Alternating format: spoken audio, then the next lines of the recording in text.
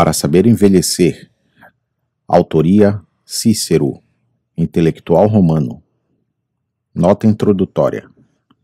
Marcus Túlio Cícero, o maior dos oradores romanos e o principal mestre do estilo da prosa latina, nasceu em Arpino, em 3 de janeiro de 606 a.C. Seu pai, que era um homem de posses e pertencia à classe dos cavaleiros, mudou-se para Roma quando Cícero era criança, e o futuro estadista recebeu uma educação criteriosa em retórica, direito e filosofia, estudando e praticando com alguns dos professores mais notáveis da época. Começou sua carreira como advogado aos 25 anos, e quase imediatamente foi reconhecido, não apenas como um homem de talentos brilhantes, mas também como um defensor corajoso da justiça diante de graves perigos políticos. Após 2 anos de prática, ele deixou Roma para viajar pela Grécia e pela Ásia, aproveitando todas as oportunidades que se ofereceram para aprimorar sua arte estudando com mestres ilustres. Retornou a Roma com sua saúde e habilidade profissional muito aprimorados, e em 76 a.C. foi eleito para o cargo de questor. Foi designado para a província de Lilibeu, na Sicília, onde o vigor e a justiça de sua administração conquistaram a gratidão dos habitantes. Foi a pedido deles que assumiu em 70 a.C. a acusação contra Caio Verres, que, como pretor, havia submetido os sicilianos a incríveis extorsões e opressões. E sua conduta bem-sucedida neste caso, que culminou na condenação e banimento de Verres, pode-se dizer que o lançou em sua carreira política. Ele se tornou edil no mesmo ano, e em 67 a.C. pretor, e em 64 a.C. foi eleito cônsul por ampla maioria. O acontecimento mais importante do ano de seu consulado foi a conspiração de Catilina. Este notório criminoso, patrício de posição social, conspirou com uma série de outros pares, muitos deles jovens de boa origem, mas de caráter duvidoso, para tomar os principais cargos do Estado e se livrarem das dificuldades pecuniárias e de outros encargos que resultaram de seus excessos na pilhagem indiscriminada da cidade. A trama foi desmascarada pela vigilância de Cícero. 5 dos traidores foram sumariamente executados, e na derrubada do exército que se reunira em apoio aos conspiradores, o próprio Catilina morreu. Cícero se considerava o salvador de seu país, e seu país, naquele momento, parecia concordar, com imensa gratidão. Mas os reveses estavam próximos. Durante a existência da combinação política entre Pompeu, César e Crasso, conhecida como o Primeiro Triunvirato, Públio Clódio, um inimigo de Cícero, propôs uma lei banindo qualquer um que tivesse condenado cidadãos romanos à morte sem julgamento. Essa foi dirigida a Cícero por causa de sua participação no caso Catilina, e em março de 58 a.C. ele deixou Roma. No mesmo dia foi aprovada uma lei pela qual ele foi banido nominalmente, e suas propriedades foram saqueadas e destruídas, e um templo à liberdade foi erguido no local de sua casa na cidade. Durante seu exílio, o vigor de Cícero até certo ponto o abandonou. Ele vagou de um lugar para outro, buscando a proteção de funcionários contra o seu assassinato, escrevendo cartas exortando seus partidários a agirem por sua revogação, às vezes acusando-os de indiferença e até de traição. Lamentando a ingratidão de seu país ou lamentando o curso da ação que o levou à sua proscrição, e sofrendo de extrema depressão por causa da separação de sua esposa e filhos, e do naufrágio de suas ambições políticas. Finalmente, em agosto de 57 a.C., foi aprovado o decreto para sua reabilitação, e ele voltou a Roma no mês seguinte, sendo recebido com imenso entusiasmo popular. Durante uns poucos anos que se seguiram, a renovação do entendimento entre os triunvíros excluiu Cícero de qualquer protagonismo político, e ele retomou sua atividade nos tribunais, sendo seu caso mais importante talvez a defesa de Milo pelo assassinato de Clódio, o inimigo mais incômodo de Cícero. Essa sustentação oral, na forma revisada em que chegou até nós, é classificada como uma das melhores amostras da arte do orador. embora em sua proclamação original não tenha conseguido a absolvição de Milo. Nesse ínterim, Cícero também dedicava muito tempo à composição literária, e suas cartas mostram um grande desânimo com a situação política e uma atitude um tanto vacilante em relação aos vários membros do Estado. Em 55 a.C., foi para a Cilícia na Ásia Menor, como procônsul, cargo que administrou com eficiência e integridade nos assuntos civis, e com sucesso entre as forças armadas. Ele retornou à Itália no final do ano seguinte e foi publicamente agradecido pelo Senado por seus serviços, mas decepcionado em suas esperanças de triunfo.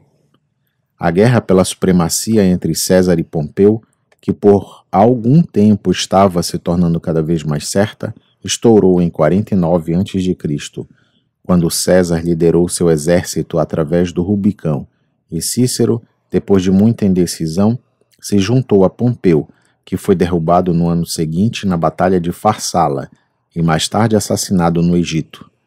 Cícero voltou para a Itália, onde César o tratou com magnanimidade, e por algum tempo ele se dedicou à escrita filosófica e retórica. Em 46 a.C., divorciou-se de sua esposa Terência, com quem estivera casado por 30 anos, e se uniu com a jovem e rica Publilia para se livrar das dificuldades financeiras. Mas dela também logo se divorciou. César, que agora se tornara supremo em Roma, foi assassinado em 44 a.C., e embora Cícero não tivesse nenhuma participação na conspiração, parece ter aprovado o feito. Na confusão que se seguiu, ele apoiou a causa dos conspiradores contra Marco Antônio, e quando finalmente o triunvirato de Marco Antônio, Otávio e Lépido foi estabelecido, Cícero foi incluído entre os proscritos, e em 7 de dezembro de 43 a.C. foi morto por agentes de Antônio. Sua cabeça e mãos foram cortadas e exibidas por toda a Roma. Os discursos mais importantes dos últimos meses de sua vida foram os 14 Filipenses, proferidos contra Marco Antônio, e o preço dessa inimizade ele pagou com a própria vida. Para seus contemporâneos, Cícero foi principalmente o grande orador político e forense de seu tempo, e os 58 discursos que chegaram até nós testemunham a habilidade, a sagacidade, a eloquência e a paixão que lhe conferiram sua preeminência. Mas esses discursos necessariamente lidam com os detalhes minuciosos das ocasiões que os evocaram, e assim requerem para sua apreciação um conhecimento completo da história, política e pessoas da época. As cartas, por outro lado, são menos elaboradas tanto no estilo quanto no manejo dos acontecimentos, ao passo que servem para revelar sua personalidade e lançar luz sobre a vida romana nos últimos dias da República de forma extremamente viva. Cícero, como homem, apesar de sua presunção, da vacilação de sua conduta política em crises desesperadoras e do desânimo lamurioso de seus tempos de adversidade, destaca-se, no fundo, como um romano patriótico de grande honestidade, que deu a vida para combater a queda inevitável da nação a qual ele era devotado. Os males que estavam minando a República guardam tantas semelhanças marcantes com aqueles que ameaçam a vida cívica e nacional dos Estados Unidos da América hoje, que o interesse pelo período não é meramente histórico. Como filósofo, a função mais importante de Cícero foi familiarizar seus conterrâneos com as principais escolas do pensamento grego. Muitos desses escritos são, portanto, de interesse secundário para nós, em comparação com seus originais, mas nos campos da teoria religiosa e da aplicação da filosofia à vida, ele fez importantes contribuições de primeira mão. Destas obras, foram selecionados os 2 tratados, Saber Envelhecer e A Amizade, que se mostraram do mais permanente e difundido interesse para a posteridade, e que dão uma impressão clara da maneira como um romano nobre pensava sobre alguns dos principais problemas da vida humana. Sobre a velhice. E se meu serviço, Tito, aliviar o peso do cuidado que torce seu coração, e remove o aguilhão que ali se cravou, que recompensa deve haver? Porque posso me dirigir a você, Ático, nos termos em que Flamínio ouviu do homem que, pobre em riqueza, era rico em ouro de honra, embora eu esteja bem certo de que você não seja como Flamínio, mantido sob a proteção de cuidados noite e dia. Pois eu sei quão bem ordenada e equilibrada é sua mente, e estou plenamente ciente de que não foi apenas um sobrenome que você trouxe de Atenas, mas sua cultura e bom senso. E, no entanto, tenho a impressão de que às vezes você é tocado no coração pelas mesmas circunstâncias que eu. Consolá-lo por isso é um assunto mais sério e deve ser adiado para outro momento. Por ora, resolvi dedicar a você um ensaio sobre a velhice, pois do peso da idade iminente ou pelo menos avançada comum a nós dois, eu faria algo para nos aliviar. Embora quanto a você, eu esteja plenamente ciente de que o apoia e seguirá apoiando, como faz com tudo o mais, com calma e filosofia. Mas logo que resolvi escrever sobre a velhice, você imediatamente me ocorreu como merecedor de um presente do qual nós dois poderíamos tirar proveito. Para mim, de fato, a composição deste livro foi tão prazerosa que não apenas eliminou todos os aspectos degradáveis da velhice, mas a tornou também luxuriosa e deliciosa. Nunca, portanto, a filosofia pode ser elogiada tanto quanto merece, considerando que seu discípulo fiel é capaz de passar todos os períodos de sua vida com um sentimento de serenidade. No entanto, falei amplamente sobre outros assuntos, e devo frequentemente falar novamente. Este livro que aqui envio a você é sobre a velhice. Não coloquei todo o discurso, como fez Alistodicós, na boca de Titônio, pois uma mera fábula careceria de convicção, mas no de Marco Catão, quando ele era um homem idoso, para dar mais peso ao meu ensaio. Represento Lélio e Cipião em sua casa expressando surpresa por ter levado seus anos tão levemente, e Catão respondendo a eles. Se ele parece mostrar um pouco mais de aprendizado neste discurso do que geralmente o fez em seus próprios livros, atribua-o à literatura grega, da qual se apreende que ele se tornou um estudante ávido em sua velhice. Mas que necessidade de mais? As próprias palavras de Catão explicam imediatamente tudo o que sinto sobre a velhice. 2. Cipião. Muitas vezes, em conversa com meu amigo Caio Lélio, aqui expressei minha admiração, Marco Catão, pela eminente, não perfeita, sabedoria demonstrada por você em todos os pontos, mas acima de tudo porque percebi que a velhice nunca pareceu um fardo para você, enquanto para a maioria dos velhos é tão odiosa a ponto de se declararem sob uma carga mais pesada do que o Etna. Catão. Parece que sua admiração é facilmente animada, meus caros Cipião e Lélio. Os homens, é claro, que não têm recursos próprios para garantir uma vida boa e feliz, consideram cada idade um fardo, mas aqueles que buscam toda a felicidade de dentro nunca pensam em nada de ruim que a natureza possa tornar inevitável. Nessa categoria, antes de qualquer outra coisa, vem a velhice, que todos desejam atingir, mas contra a qual todos reclamam quando a alcançam. Essa é a inconsistência e irracionalidade da insensatez. Eles dizem que está roubando sua energia mais rápido do que esperavam. Em primeiro lugar, quem os obrigou a abraçar uma ilusão? Pois em que aspecto a velhice roubou da vida adulta mais rápido do que a vida adulta roubou, por sua vez, da infância? Em seguida, de que maneira a velhice teria sido menos desagradável para eles se estivessem na casa dos 800 anos do que nos 80? Pois seu passado, por mais longo que fosse, uma vez que estivesse no passado, não teria consolo para uma velhice estúpida. Portanto, se for de seu desejo admirar minha sabedoria, e gostaria que fosse digna de sua boa opinião e de meu próprio sobrenome de sábio, ela consiste realmente no fato de que sigo a natureza, a melhor das guias, como faria um Deus, e sou leal às suas ordens. Não é provável, se ela escreveu bem o resto da peça, que tenha sido descuidada com o último ato como faria um poeta preguiçoso. Mas afinal, alguns últimos seriam inevitáveis, assim como para os frutos de uma árvore e os frutos da terra. Chega na plenitude do tempo um período de decadência e queda. Um homem sábio não fará queixa disso. Rebelar-se contra a natureza não seria lutar, como fizeram os gigantes contra os deuses? Lélio. E no entanto, Catão, você nos fará um grande favor, atrevo-me a falar por Cipião como por mim mesmo, já que todos nós esperamos, ou pelo menos desejamos envelhecer, se nos permitir aprender com você um bom tempo antes que chegue. Por quais métodos podemos adquirir mais facilmente a força para suportar o fardo da idade avançada? Catão.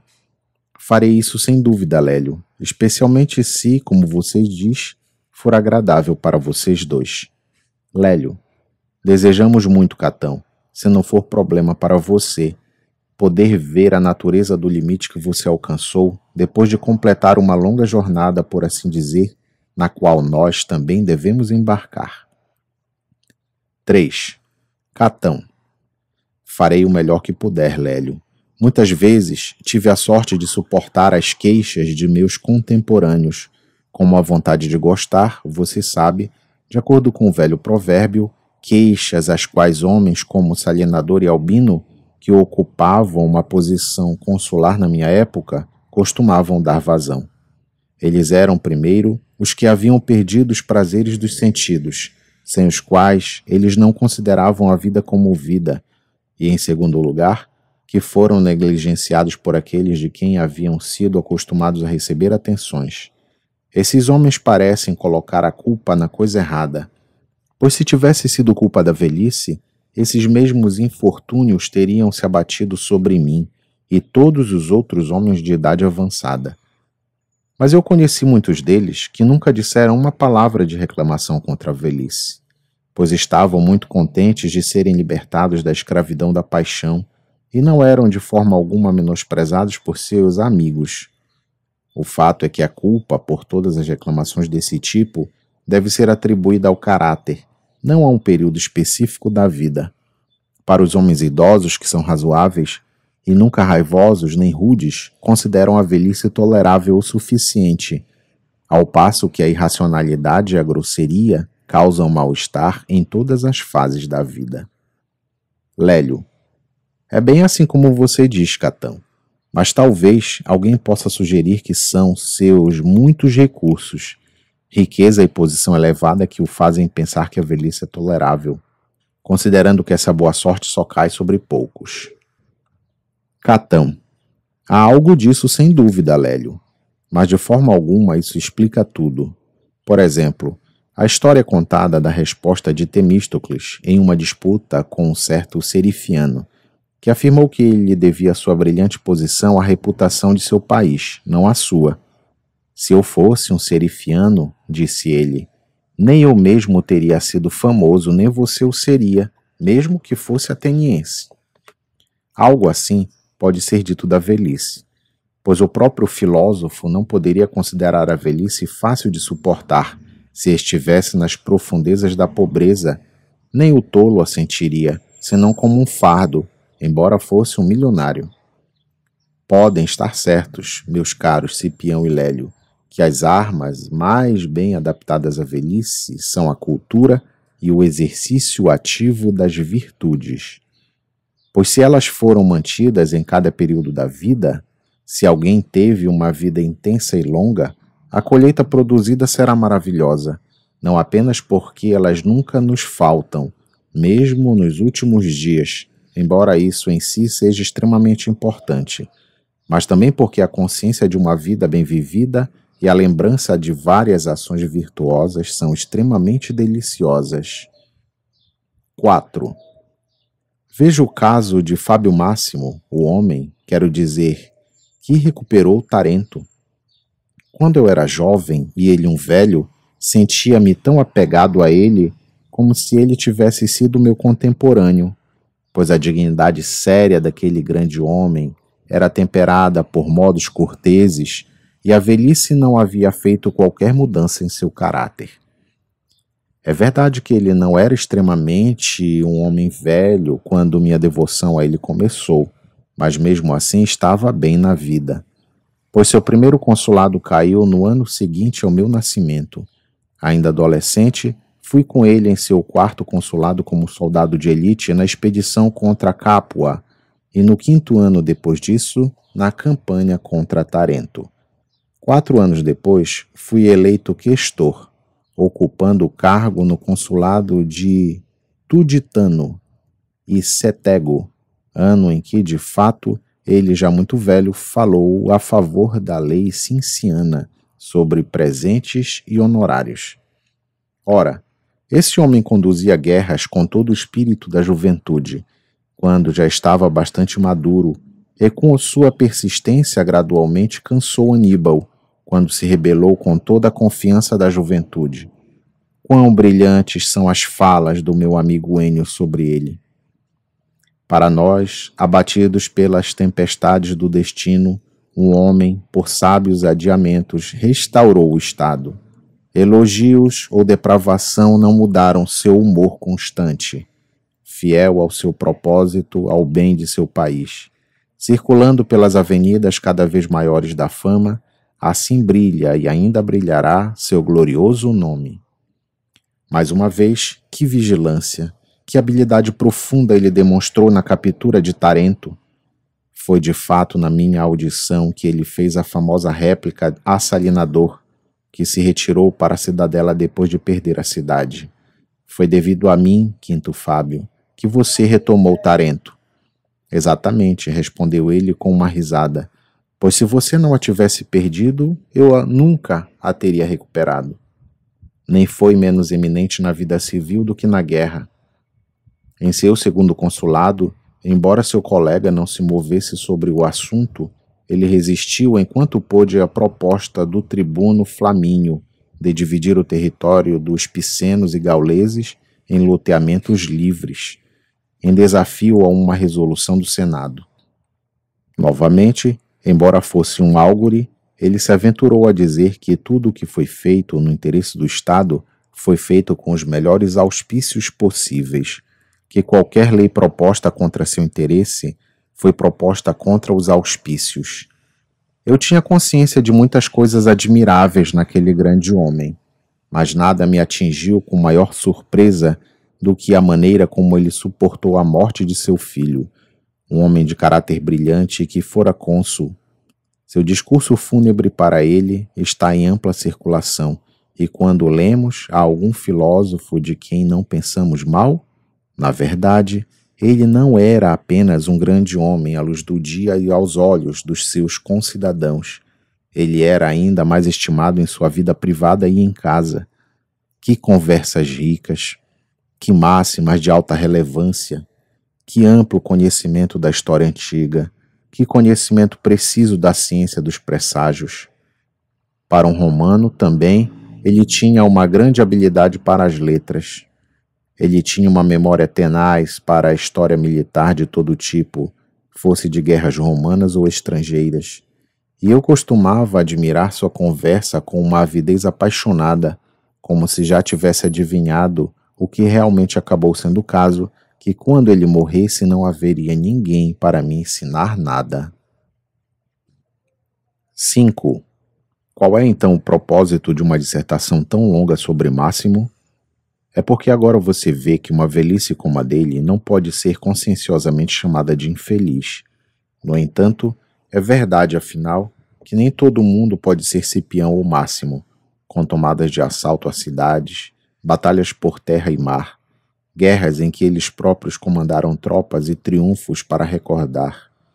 Além desse tipo de vida, existe aquela tranquila, pura e cultivada, que produz uma velhice calma e gentil, como nos dizem que foi a de Platão, que morreu em sua escrivaninha aos 81 anos, ou como a de Isócrates, que dizem que escreveu o livro intitulado O Panegírico aos 94 anos, e que viveu mais 5 anos depois. Enquanto seu mestre Górgias de Leontini completou 107 anos sem nunca relaxar sua diligência ou desistir do trabalho. Quando alguém lhe perguntou por que consentiu em permanecer por tanto tempo vivo, não tenho culpa, respondeu ele, para me descobrir com essa idade. Foi uma resposta nobre e digna de um erudito. pois os tolos atribuem suas próprias fragilidades e culpa à velhice, ao contrário da prática de Enui, que mencionou há pouco. Nas linhas, como algum cavalo corajoso que costumava antes a coroa olímpica da vitória carregar, agora pelo peso dos anos oprimido, esquece a corrida e aceita seu descanso. Ele compara a sua própria velhice à de um cavalo de corrida, animado e bem-sucedido. E dele, de fato, você pode muito bem se lembrar, pois os atuais cônsules Tito Flamínio e Mânio Acílio foram eleitos no 19º ano após sua morte. E sua morte ocorreu no consulado de Sépio e Filipe, este último cônsul pela segunda vez. Nesse ano eu, então com 66 anos, falei a favor da lei voconiana, com uma voz ainda forte e com os pulmões ainda firmes, enquanto ele, embora tivesse 70 anos, suportou 2 fardos considerados os mais pesados de todos, a pobreza e a velhice, de tal forma que quase se afeiçoava a eles. O fato é que, quando penso sobre isso, descubro que há 4 razões para a velhice ser considerada infeliz. Primeiro, que nos afasta da atividade dos empregos. Segundo, que enfraquece o corpo. Terceiro, que nos priva de quase todos os prazeres físicos. Quarto, que é o passo mais próximo para a morte. De cada uma dessas razões, se você me permite, vamos examinar a força e a justiça separadamente. 6. A idade nos afasta da atividade dos empregos. De quais deles? Você quer dizer daqueles conduzidos pela juventude e pela força corporal? Não haverá então nenhuma ocupação para a qual os velhos possam conduzir pelo intelecto, mesmo quando os corpos já estejam fracos? Portanto, Máximo não fez nada, nem Emílio, nosso pai Cipião, e o sogro de meu excelente filho?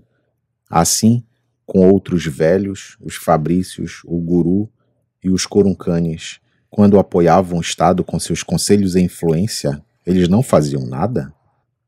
À idade avançada, Ápio Cláudio tinha a desvantagem adicional de ser cego. No entanto, foi ele quem, quando o Senado se inclinou para aprovar a paz com Pirro e ia propor um tratado, não hesitou em dizer aquilo que Ênio embalsamou nos versos: para onde desviaram as almas tão firmes de outrora? Os sentidos ficaram sem sentido? Os pés não aguentam mais o corpo? E assim por diante, em um tom da mais apaixonante veemência. Você conhece o poema e a fala do próprio Ápio ainda existe.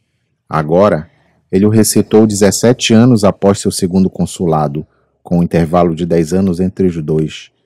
E ele havia sido censor antes de seu consulado anterior. Isso mostrará a você que na época da guerra com Pirro, ele já era um homem muito velho. No entanto, esta é a história que nos foi transmitida. Não há, portanto, nada nos argumentos daqueles que afirmam que a velhice não participa dos negócios públicos. São como homens que diriam que um timoneiro não faz nada para velejar o navio, porque enquanto alguns tripulantes sobem nos mastros, outros sobem e descem as passarelas, outros bombeiam a água do porão, ele fica quieto na popa segurando o leme. Ele não faz o que os jovens fazem. No entanto, ele faz o que é muito mais importante e melhor. As grandes questões da vida não são realizadas pela força física, pela atividade ou agilidade do corpo, mas por deliberação, caráter, expressão de opinião. Destes, a velhice não só não é destituída, como via de regra, os atinge em maior grau. A menos que por acaso eu, que como soldado nas fileiras, como tribuno militar, como legado e como cônsul tenha sido empregado em vários tipos de guerra, agora pareça a você ocioso por não estar ativamente envolvido na guerra. Mas eu ordeno ao Senado o que deve ser feito e como. Cartago há muito acalenta desígnios malignos, e por isso proclamei guerra contra ela com algum tempo hábil. Jamais deixarei de alimentar temores a seu respeito, até ouvir que foi destruída. A glória por ter feito isso rogo que os deuses imortais reservem para você, Cipião, para que possa completar a tarefa iniciada por seu avô, já falecido há mais de 32 anos, embora todos os anos que virão manterão fresca a memória daquele grande homem. Ele morreu no ano anterior à minha censura, 9 anos depois do meu consulado, tendo sido renomeado cônsul pela segunda vez no meu próprio consulado. Se ele tivesse então vivido até o 100º ano, teria se arrependido de ter chegado até a velhice? Pois é claro que ele não estaria praticando as marchas rápidas, nem investindo contra o inimigo, nem arremessando lanças à distância, nem usando espadas a curta distância, mas apenas seus conselhos, sua razão e a eloquência senatorial. E se essas qualidades não residissem em nós, idosos, nossos ancestrais nunca teriam chamado seu Conselho Supremo de Senado.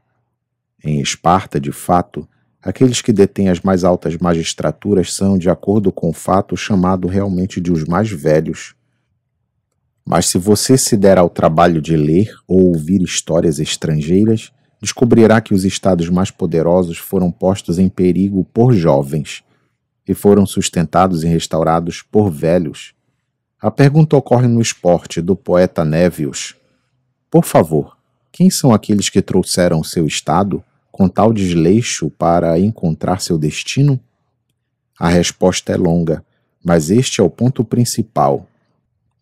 Uma safra de novos oradores que cultivamos, e rapazes tolos e mesquinhos que pensavam que sabiam. Pois, é claro, a participação é a nota da juventude e a prudência a da velhice.